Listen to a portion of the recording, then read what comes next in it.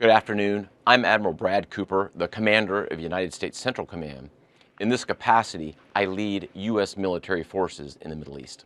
I'm here to provide you an update on Operation Epic Fury, now in our fourth day of execution. First, I'd like to express my deepest condolences to the families and teammates of the extraordinary Americans who've been killed in action, and I'd also like to extend our prayers for a speedy recovery to the wounded. Yesterday, you heard from Secretary Hegseth and the Chairman of the Joint Chiefs. Today, I'd like to give you an operational update on where we are and provide you with some key facts. By order of the President of the United States and the Secretary of War, our military in the Middle East is undertaking an unprecedented operation to eliminate Iran's ability to threaten Americans, as they've been doing for nearly half a century. Having spent more than 36 years in the military, I could not be prouder of America's sons and daughters in uniform who are answering the call. More than 50,000 troops, 200 fighters, 2 aircraft carriers, and bombers from the United States are participating in this operation, and more capability is on the way. These forces bring a massive amount of firepower, representing the largest buildup by the U.S. in the Middle East in a generation.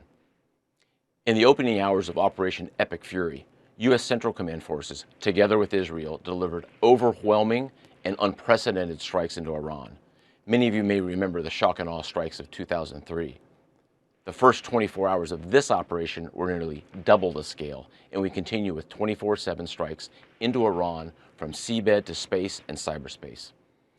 Now, we're less than 100 hours into this operation, and we've already struck nearly 2,000 targets with more than 2,000 munitions.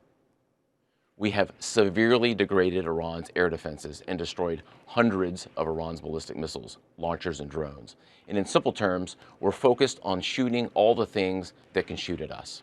Our B-2 bombers and B-1 bombers have executed uncontested surgical strikes against multiple missile facilities deep inside Iran.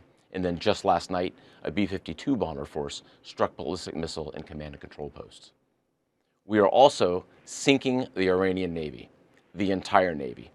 Thus far, we've destroyed 17 Iranian ships, including the most operational Iranian submarine that now has a hole in its side. For decades, the Iranian regime has harassed international shipping. Today, there's not a single Iranian ship underway in the Arabian Gulf, Strait of Hormuz, or Gulf of Oman, and we will not stop. We will continue to conduct dynamic targeting operations. We're hunting Iran's last remaining mobile ballistic missile launchers to eliminate what I would characterize as their lingering launch capability. Now, in retaliation, the Iranian regime has launched over 500 ballistic missiles and over 2,000 drones. To be clear, Iran is indiscriminately targeting civilians as they launch these missiles and drones. You've seen it on TV. The evidence is crystal clear and overwhelming. Having said this, we are seeing Iran's ability to hit us and our partners is declining, while our combat power, on the other hand, is building.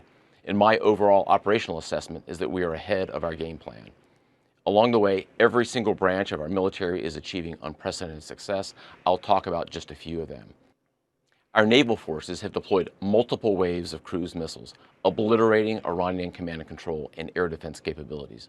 From 2 aircraft carrier strike groups, we're squeezing Iran from the sea and have them backed into their own ports.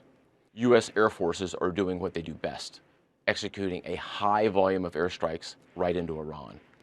Operationally, the 2 most powerful air forces in the world, the U.S. and Israel, are dominating the skies of the world's largest state sponsor of terror. Our U.S. Army soldiers are defending ourselves and our partners, and in a historic first, the U.S. Army fired long-range precision strike missiles called PRISMs in combat, providing an unrivaled deep strike capability. Also for the first time, U.S. Central Command's drone task force, called Task Force Scorpion Strike, launched countless one-way attack drones, achieving massive effects. I'd like to point out these drones were originally an Iranian design. We took them back to America, made them better, and fired them right back at Iran. I just could not be prouder of our men and women in uniform, leveraging innovation to create dilemmas for the enemy. There is no adversary too determined, no mission too difficult for the great soldiers, sailors, airmen, Marines, Guardians, and Coast Guardsmen that make up the most powerful military the world has ever seen. Our military objectives are crystal clear, and our people are executing an immensely complex and historic mission with relentless lethality, conviction, and professionalism. And we've just begun. but I have the utmost confidence that we, alongside our partners, will absolutely achieve our military objectives. To all our warriors, Godspeed. Thanks so much.